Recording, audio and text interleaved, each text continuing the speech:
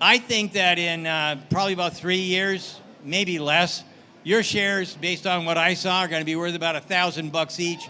No problem. That's Sandy Munro, the famous automotive engineer, raving about Tesla stock after touring the Austin factory on the Investor Day. A big shout out to Farzad for putting all of this together. This is from Farzad's channel originally. And now let's see, why is Sandy so excited about Tesla? How much margin reduction did you see by hearing the whole presentation, which was designed to tell us how they're doing operation efficiency? Do you think that it's going to actually reduce margins this year, or like everybody said, oh, that's like 3 years from now, that's a year, 5 years from now? They said 50%, and I believe it. When?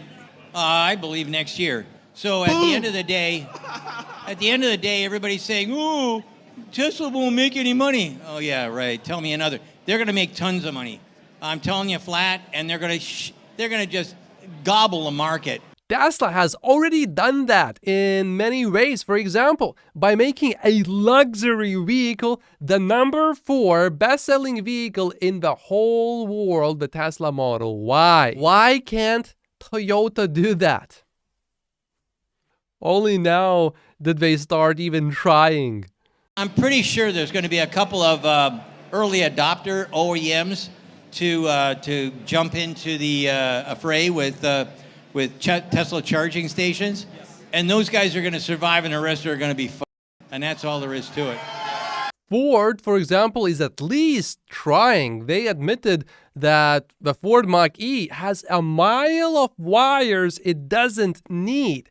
That's a big deal. But you know what most EV buyers do not need? A Ford Mach-E, because they should just get a Tesla. It's a better vehicle. We were walking by this inspection booth slash prototype production kind of area, and Corey went over and he said, hey, that's not the same inverter. That's got 24 MOSFETs. I see, and he says, that can't be. That's not the right thing. So we walked over, and they have guards, and Corey walked over and counted them to make sure that there wasn't 16 like you normally see, and then I went over and I tried to find out what else was going on, and I saw this casting that didn't look like anything I ever saw before that came out. So that was one thing that was a big deal, and that's for that inverter will be for something big, like it may be for the Cybertruck, but I'll bet you it's more for something bigger than that. Maybe the semi. Many think that Tesla came up with the concept of gigacasting, but Sandy Munro had this piece of casting in his shop for 15 years. And even he is impressed with what he saw Tesla do with their gigacastings. That sounds bullish to me. Yeah, so, and then my best thing, I've been talking on my channel, or our channel, for quite some time about, hey, you know what, Tesla should go to hairpin motor design. And I'm sure that means nothing to everybody here, but at the end of the day, there's 2 kinds of motor designs. The one they got right now is like a wound motor, but a hairpin motor increases the power by 30%. And, woohoo, yes, and on top of that, we were supposed to not talk about it because it wasn't public domain, but they showed it on the video, being all the tabs being welded together. So now it's public domain. Woohoo! That's, I guess, one reason why the Tesla Semi has 3 times the power of any diesel truck on the road. And I guess if you thought Teslas were already fast, well, they will be even faster. And now Corey has some thoughts as well, who is Sandy's right-hand man. The biggest takeaway I saw was the announcement to a 48-volt architecture for the whole vehicle, particularly because they're going to insource 100% of the electronics. That is huge, absolutely huge, because the entire Tier 1 and Tier 2 supplier base has been 12 volt for the past 50 years. 100 years. 100 years in. So being able to control all the electric architecture and shift to 48 volts is going to cut so much weight and waste out of the vehicle. They're essentially departing from the entire automotive industry and saying, do this or fall behind. Wow. Right. This also drops copper usage by 4 times. That means the car will be lighter, it will go further because it's lighter. Actually, Corey turned out to be right. We have been using this 12-volt architecture for about 60 years. The last transition happened in 1960, where we transitioned from 6 volts to 12 volts. One of the reasons why you have weight savings when you switch to 48 volts from 12 volts is because the thickness of the cables shrink, because you can have more power flow through these cables. The other thing that you should know is that I'm doing this from memory, but this will save 50% of the weight.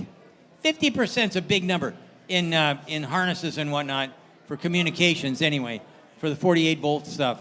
There's a lot of low voltage stuff that's inside your car. It doesn't matter to you, but it makes a big difference. Tesla just keeps finding these new ways to push the whole industry further.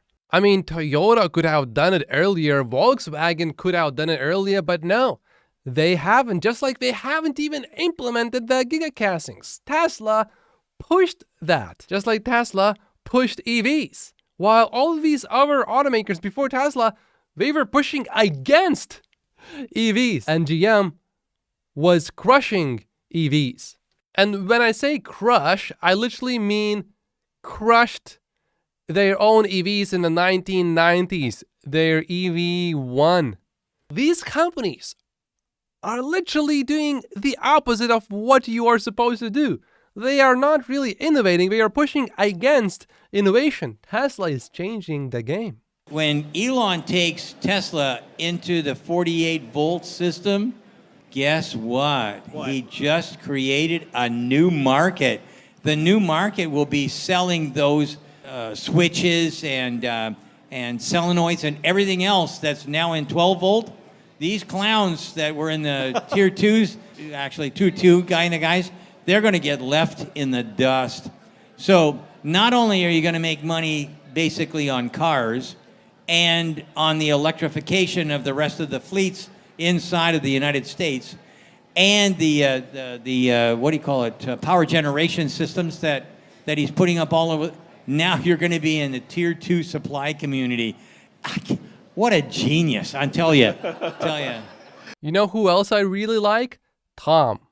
He ramped the Giga Shanghai factory, and now he oversees Tesla's US assembly plants and sales operations in North America and Europe.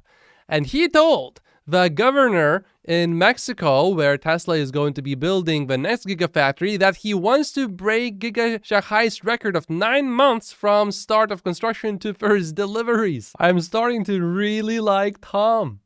Also, I like the comments that I'm seeing. As a Mexican, I can tell you that this is a matter of national pride. The federal government will not let this project fail. And it already has the support of the local government, unlike in Berlin. In Germany, it's like, do they even want Tesla in there? I don't know. It seems like maybe no.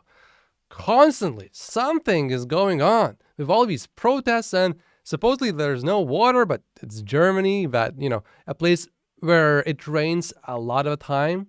It is freezing there right now, but if you count snow as rain, then you have 1, 2, 3, 4, 5, 6 days with water basically falling out of the sky, and they say there's no water.